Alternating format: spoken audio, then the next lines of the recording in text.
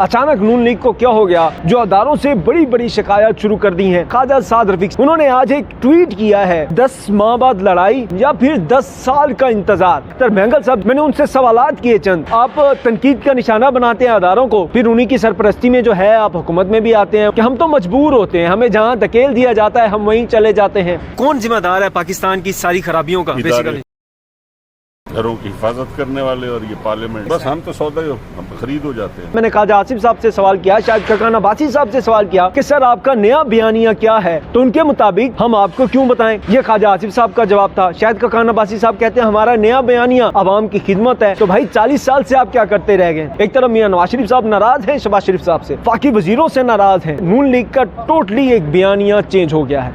अस्सलाम वालेकुम, मैं हूं एहसन वाहिद, आप देख रहे हैं मेरे फेसबुक और यूट्यूब चैनल। क्या पाकिस्तान में मार्शल लॉ लगने जा रहा है? वफाकी वजीर क्यों परेशान है? अचानक नून लीग को क्या हो गया जो अदारों से बड़ी बड़ी शिकायत शुरू कर दी हैं। दूसरी जानिब इमरान खान साहब के खिलाफ जो है सुप्रीम कोर्ट में तौहीन अदालत का केस वजारत दाखिला लेकर पहुंच गई कि इमरान खान साहब के खिलाफ जो तौहीन अदालत की कार्रवाई इससे पहले बंद कर दी गई थी, 25 मई के हवाले से उसे दोबारा से आगाज़ किया जाए और इन पर जो है फर्द जुर्म आयद की जाए। ये सब कहानी है क्या? और आज मैं इस वक्त जो है जहाँ पर मौजूद हूँ, यहाँ पर एक मीटिंग हो रही है जहाँ पर इलेक्शन रिफॉर्म्स के हवाले से बात हो रही है। ये सारी चीज़ें जो हैं आज मैं आपके गोश गुजार करूँगा। सबसे पहले हम चलते हैं ख्वाजा साद रफीक साहब के हवाले से। उन्होंने आज एक ट्वीट किया है जिसमें वो कहते हैं कि 10 माह बाद लड़ाई या फिर 10 साल का इंतज़ार। बहुत बड़ी बात है।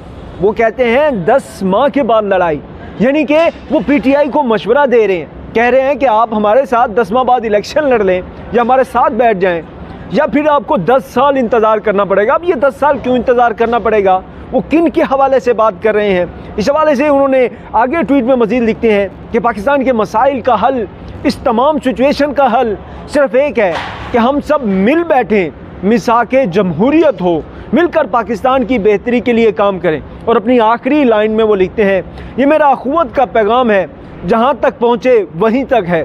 यानी ये पैगाम उन्होंने एक तरह का तहरीक इंसाफ को दिया है कि आप हमारे साथ बैठ जाएं, वरना फिर ऐसा ना हो कि कोई और आ जाए, इस मुल्क पर काबिज हो जाए, हम भी बैकफुट पर चले जाएं, हम भी पीछे चले जाएं, आप भी पीछे चले जाएं और फिर हम सबको जो है वो 10 साल के लिए इंतज़ार करना पड़े।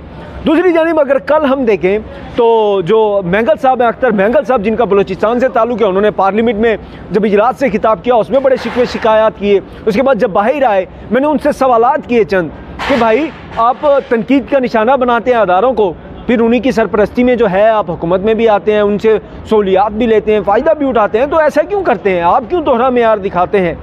तो इसके बाद उन्होंने वही अल्फाज दोहराए जो कि उन्होंने पार्लियामेंट में दोहराए कि हम तो मजबूर होते हैं, हमें जहाँ धकेल दिया जाता है हम वहीं चले जाते हैं।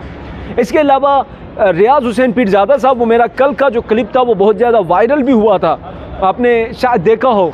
उसमें रियाज हुसैन पीरजादा साहब कहते हैं कि पाकिस्तान की जितनी खराबियाँ हैं, जितनी बर्बादी हुई है, इस सब के ज़िम्मेदार जो हैं वो अदारे हैं। जब मैंने कहा कि रियाज साहब आप जो है इसको मज़ीद क्लियर कर दें, बता दें कौन से अदारे हैं, तो उन्होंने दो का नाम लिया। उन्होंने कहा अदलिया, उन्होंने कहा ये पार्लियामेंट, और उसके बाद उन्होंने कहा कि वो लोग जो हमारे घरों की हिफाजत करते हैं। हमने कहा अगर ये अदारे पाकिस्तान की खराबी का जिम्मेदार हैं तो क्यों, इन्हें तो आवाम मुंतखब करती है बेहतरी करने के लिए। तो उन्होंने कहा क्योंकि ये बिक जाते हैं, क्योंकि ये सौदे हैं, इन्हें कोई ना कोई ख़रीद लेता है। मैंने फिर उनसे पूछ लिया कि आप भी? तो उन्होंने कहा जी मैं भी। ये रियाज हुसैन पीरजादा के एग्जैक्ट वर्ड थे। अब आज से अगर हम पीछे चले जाएं 4-5 माह, जब तहरीक अदम एतमाद पेश की गई या इसके हवाले से जितनी भी कार्रवाई हुई, इमरान खान साहब का एक बयानिया था कि मेरे लोगों को ख़रीद लिया गया, सिंध हाउस में जो है वो मंडी लगा दी गई। तो अब वही बयानिया जो है वो नून लीग पकड़ रही है, उसी बयानिए पर नून लीग आ रही है कि ख़रीद लिया जाता है, लोग बिक जाते हैं, जिसकी वजह से पाकिस्तान तरक्की नहीं कर पाता, बेहतरी नहीं हो पाती। तो भाई सवाल ये है कि अगर आपको इन सारी चीज़ों से एतराज़ात हैं, आप इन सारी चीज़ों के ख़िलाफ़ हैं, तो आज से 4-5 माह पहले आप क्यों इस अमल का हिस्सा बने? आपने क्यों एक गैर जमहूरी रवायत कायम की पार्लियामेंटेरियन को ख़रीद कर? आपने क्यों पाकिस्तान की सियासत में इस तरह का गंद फैलाया? ये वो सवालात हैं जिनसे नून लीग से अवाम जो है वो जवाब मांगती है और नून लीग के पास जवाब नहीं है। इससे पहले अगर हम देखें, नवाज शरीफ साहब को जब 2017 में निकाला गया तो उन्होंने एक नारा लगाया, वोट को इज्जत दो का।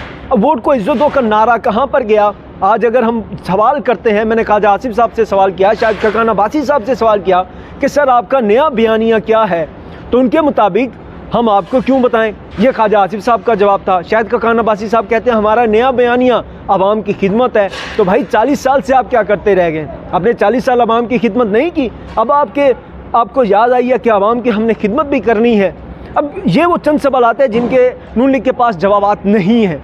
इसके अलावा अगर हम देखें तो मियां जुबैर लतीफ़ साहब बड़ा खुलकर बोलते हैं, लोगों पर तनकीद भी करते हैं। ये एक तरह का दोहरा मेयार भी है कि पीटीआई के लोग बोलें तो उन्हें सज़ा दी जाती है, उन्हें जो है वो उठा लिया जाता है, जबकि अगर नून लीग से बोलें तो शायद उन्हें जो है वो रियायत दे दी जाती है। इससे पहले अगर हम पीछे चले जाएँ, आज से 4 साल 5 साल पीछे चले जाएँ, तो नून लीग के लोगों पर जो है वो ऐसा मुश्किल वक्त था, पीटीआई वालों को रियायत मिल जाती थी, जबकि नून लीग के लोगों को जो है वो रगीदा जाता था।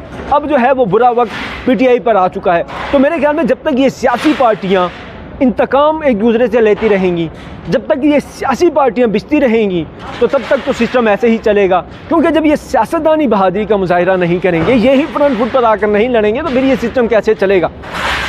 इस हवाले से अब खान साहब जो हैं इस वक्त मुकम्मल तौर पर फ्रंट फुट पर, और बड़ी कामयाबी खान साहब को मिली है।